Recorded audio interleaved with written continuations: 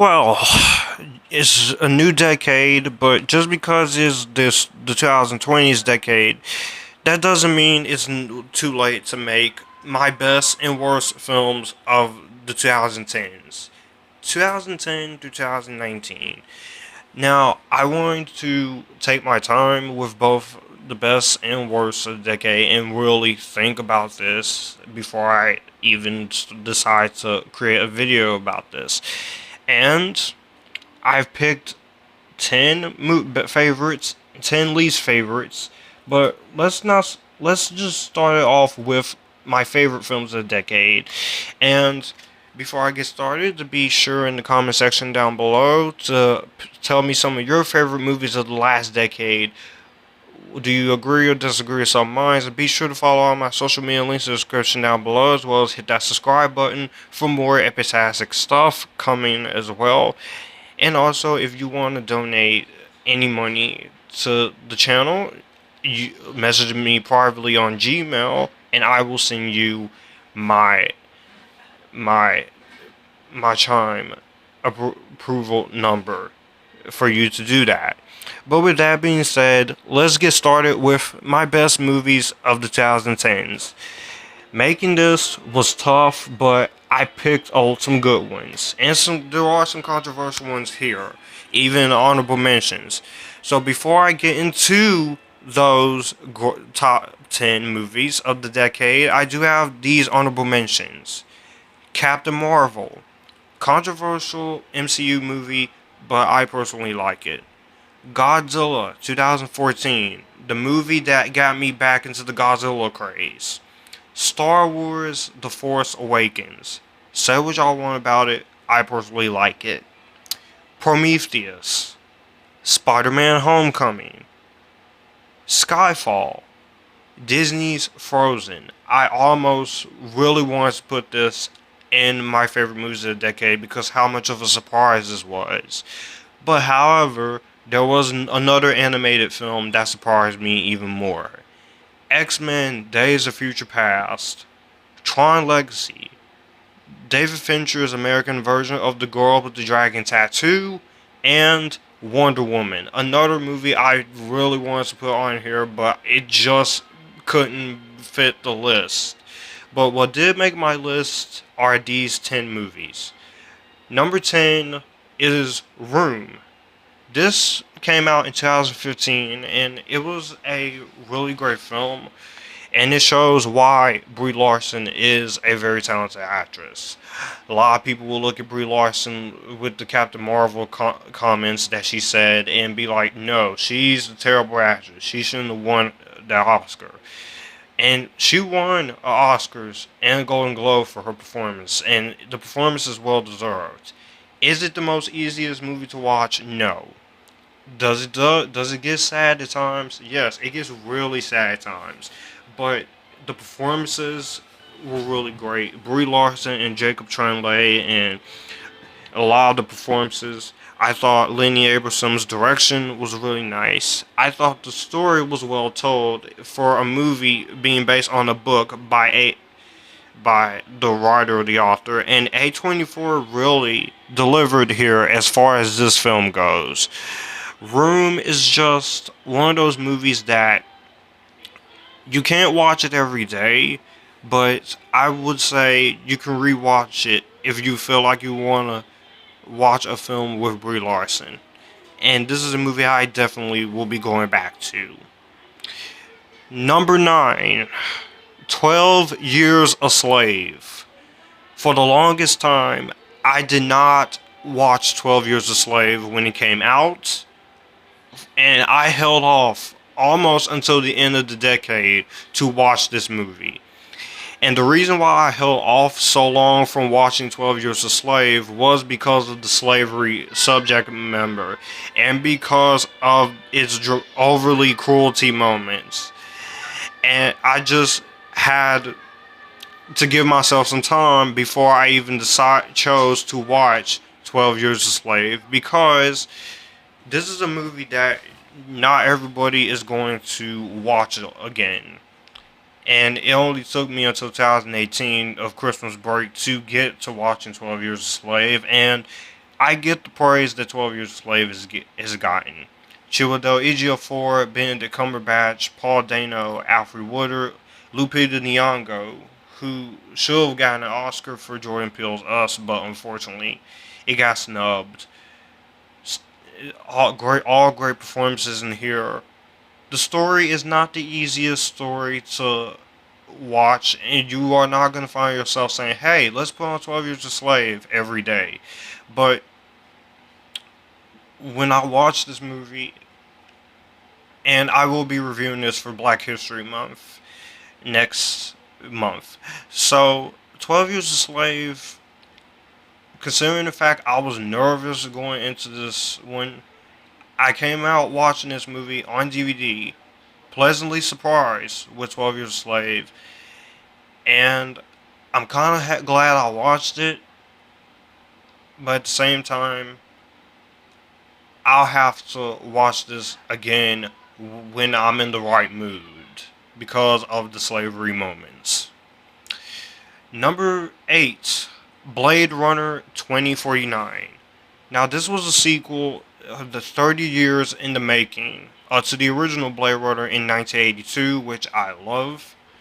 And 2049 had a lot to live up to. And it delivered in not only what it set out to do, but what it wanted to do. This movie told a different story. I like the fact that we followed Ryan Gosling's Kay and Ana de Armas' Joy. Harrison Ford doesn't come into the movie until the second half of the film, which I like the fact that this and the new Star Wars movies put the original characters aside to focus on new characters. And Denis Villeneuve, great filmmaker, I cannot wait for his two-part duology of Dune, starting with the first half in this December. This is a magnificent work of art, from its direction to its script to its music to its performances. A lot of people look at this movie and say it's pretentious, and they just fall asleep for some reason. And the movie didn't do as hot as the box office. I'm not sure if it's because it was the release date, or the marketing, or the fact that a lot of people went into this movie thinking it was going to be an action movie. And you didn't get an action movie. What we got was a 2-hour and 44-minute excellent film that makes you think. And it delivered on its promise. I could go on and on for 2049, but I don't want to be here all day because I still have the worst movies of the decade to do. But Blade Runner 2049 is phenomenal. Number 7, Dawn of the Planet of the Apes. I didn't see this movie when it came out, but when the trailers and stuff was being released for this movie, I said I want to go see it. And I didn't see this movie until I got the DVD. And when I got the DVD, I easily enjoyed myself watching the film. I like this a lot more than Rise of the Planet of the Apes, because Rise of the Planet of the Apes put the Planet of the Apes series back on full mode. Matt Reeves and the two writers from the first film, they managed to create a great story for a sequel. This is the Empire Strikes Back of the Planet of the Apes trilogy, Caesar's story. Andy Serkis should have gotten an Academy Award nomination. Andy Serkis should have gotten an Oscar nomination for his motion capture work, but apparently that's not going to happen. The cast, the human characters, you feel for both sides because they both want their own way of life. Koba and Gary Oldman as the two bad guys on the human side and the ape side is really good. You get the motivation on why Koba hates humans, and that final battle between Koba and Caesar, as well as the attack on the humans, very well done scenes. Very well done scenes on their part. There's a lot more to say about Dawn of the Planet of the Apes, but I've already reviewed the film on my channel, so you can go check that review out. So, let's get started. In sixth place is Marvel's The Avengers. This was huge when it was first announced because everyone was like, how, you're putting all these Marvel characters into one film. And this was a big responsibility, not only Marvel's part, not only Kevin Feige's part, but also on Joss Whedon's part. Because if this didn't work, it would have been the end of the Marvel Cinematic Universe. So, little did we know when the film came out, Avengers just took everyone by surprise. And it delivered one of the greatest comic book movies, if not the greatest comic book movies of all time. From its simplicity to its characters to the performances of his cast, Robert Downey Jr., Scarlett Johansson, Chris Evans, Chris Hemsworth, Mark Ruffalo, Jeremy Renner, Tom Hiddleston, to his villain, even to the last half of this movie with that final battle in New York City. It's a really good film. And the Avengers, I don't know much more to say when it comes to the Avengers because there's been a lot to say about this. And thankfully, this did make a lot of money, and it has continued this Marvel Cinematic Universe into 2020s with the upcoming Black Widow, The Eternals, Shang-Chi and the Legend of Ten Rings, etc., etc. And it spawned 3 really great sequels: Age of Ultron, Infinity War, and Endgame. So, thank you, Joss Whedon, and thank you, Kevin Feige, for delivering a crossover that is pretty awesome. We're in the top 5 now, and so, number 5, we have Christopher Nolan's Inception from 2010. This movie, we all knew that Chris Nolan was going to make something really cool. Christopher Nolan is a director that I very much have a lot of respect for, especially since he brought back the Batman series with the Dark Knight trilogy. But Inception, this is my favorite film that's non-Batman related because it is a movie that is smart, is clever, and it makes you think.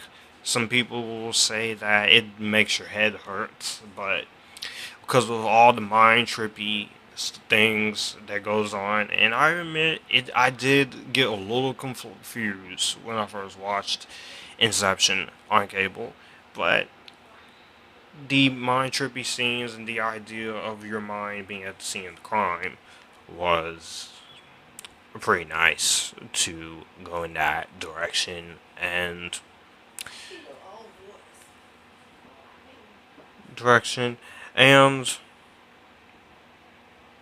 the way that the film is shot, the way it's presented, I do like that. And Leonardo DiCaprio, Ellen Page, Michael Caine, all the performances in the movie were really well done. I do like Hans Zimmer's score, and cinematography work is really impressive, as well as special effects work. And this is a film that doesn't really need a sequel because it's great just the way it is. Number 4, another one of another controversial one. Ari Aster's Midsommar. This was the second horror film that came out last year from the director of Hereditary. And it, of course, is an A24 film. And coming from a guy who, at first, when when I looked at Hereditary, the first time I looked at Hereditary, I thought it was good, but it wasn't great. Then the second time I watched Hereditary, I instantly fell in love with it. Midsommar, though, this is a movie that is pretty divisive towards a lot of people. So a lot of moviegoers and audiences really like it, and a lot of moviegoers really hate it. I'm in the side of who that likes Midsommar. It's not for everyone due to its ambitious storytelling and what this movie is trying to go for. I get what Ari Aster wanted to do in his direction and his writing with dealing with grief and dealing with these two characters, Danny and Christian, played by Florence Pugh and Jack Reynor, who are in a relationship, and Kristen wants to break up with her, and they all go on a little trip to Sweden for this night, this little cult that is held every 90 years. And I got what the movie was trying to do. It does stick close to its R rating. It is pretty scary. It is pretty intense. There are some moments that you're gonna be shocked. You're gonna be like, what just happened? But I personally love Midsommar. I haven't watched it since I first watched it last year, and I stand by my grade with the rating that I gave this movie, which was the Spiderverse seal of approval. Into the top three favorites of the 2010s decade. Number three, Batman vs Superman: Dawn of Justice. I talked about this movie when it first came out. Spoiler and non-spoiler, I talk about the extended cut of the movie, which is one of my most popular uploads, sitting at a 1.4k views. I've talked about this for its 1 year anniversary back in 2017. And the reason why I like this movie so much is because it was trying to be something that a lot of people didn't really get. I get the criticisms when it comes to the theatrical version of Batman vs Superman, which was released, which was 2 hours and 32 minutes long. Which I do get it. Some of the story doesn't make sense. Some of the Justice League setup isn't needed, and the editing, of course, the editing is not edited correctly. And that's mostly to Warner Brothers and their studio interference, instead of releasing the 3 hour and 2 minute R-rated cut, which would have helped this movie make more money than it should have at the box office, and at least gotten somewhat positive reviews. But I like the fight between Batman and Superman, Ben Affleck and Henry Cavill. I don't expect to see Ben Affleck and Henry Cavill reunite for another DCEU movie now that Robert Pattinson is our new Batman. I liked Henry Cavill as Superman. I like what they were trying to do with him. And I enjoyed Gal Gadot's Wonder Woman. Jesse Eisenberg's Lex Luthor, he's a little too over the top, but I do get some enjoyment out of his performance to a certain extent. And the action was fun. Zack Snyder was trying to do something different. And in many ways, a lot of people hate him for this. And Man of Steel. But Batman vs Superman: Dawn of Justice was my favorite film of 2016. And I still very much like it. I'm in the runner-up, another superhero movie, and that is Spider-Man Into the Spider-Verse from 2018. I'm gonna be completely honest. When they announced Spider-Man Into the Spider-Verse, I was not anticipating it at all, especially from the teaser trailer. I was like, how is this gonna work? Then when the later trailers came out, and when I found out what they were going for and who was all behind the film, I became interested of this idea of multiple Spider-Mans and not just one Spider-Man can wear the mask. I love Miles Morales, seeing a different Spider-Man who is not only black but also Puerto Rican in the comics. I enjoy that. With Miles Morales, Shamik Moore was a great choice. I liked Jake Johnson and Chris Pine as the version of Spider-Man who is more older and is aging. Haley Steinfeld's Gwen Stacy, I loved. She was my favorite character in the movie besides Miles Morales. Nicolas Cage as Spider-Man Noir was really nice. I liked John Mulaney. I liked the Penny Parker and the Spider-Man robot. A lot of surprises, a lot of fun-filled moments, and it does feel like you're watching a comic book coming to life. In terms of its animation style, with all the comic book words and all that. And the soundtrack is really nice too. And this deserved his Oscar nomination for Best Animated Feature back in 2019.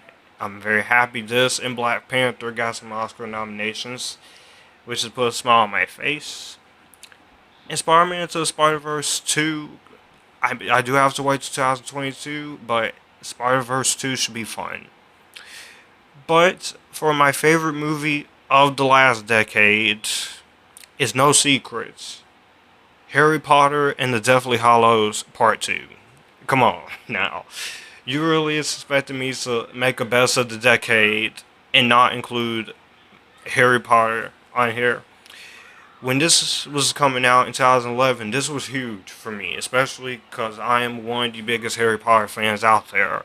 I've read all the books, I've rewatched all the movies multiple times, and when the trailers and this were coming out, and when I finally saw this movie, in 2011, this was it for me. This was the end of an era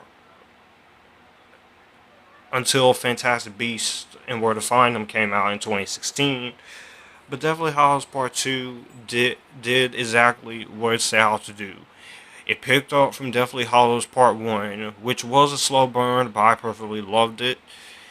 Deathly Hallows Part 1 to Deathly Hallows was the setup. This is the final battle.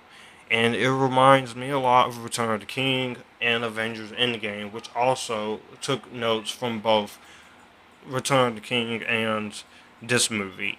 Voldemort, it was really on the loose in this movie. You get more backstory between him and Harry Potter. The connection, why Harry's mom sacrificed her life for her only son. And you get some interesting backstory on Severus Snape, which this is easily the late Alan Rickman's best performance of the entire series. And if it was up to me, I feel like the Deathly Hallows Part 2 should have been nominated for Best Picture, because this was the final film in a long-running series, but I guess because they changed directors, it didn't happen. Daniel Radcliffe, Emma Watson, Rupert Grint, they have came a long way since the first movie. And this movie, they had to put their life on the line. Not only delivering their emotional performances, but as well as just given all they had, especially Daniel Radcliffe. And the final battle between Voldemort and Harry is way better than it was in the book. You have them jumping off the balcony and then them falling down to the entrance of Hogwarts, and then when Harry just snaps the Elder Wand, is really well done. And the 19 years later scene at the end, I almost started crying right then and there when I first watched it, because the 19 years later is a nice callback to the first movie where they're at the train station and you have Harry and Ron and Hermione and all the students from Hogwarts growing up and having their kids go on to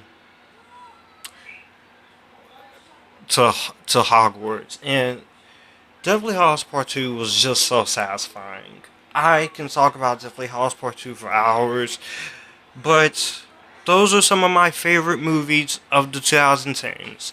Let me know what you guys think about this list down below. Do you like it? Do you not like it? All my social media links in the description box down below. And you guys keep it cool, enjoying the Epictasticness. Stick around for the worst movies of the decade. Bye bye.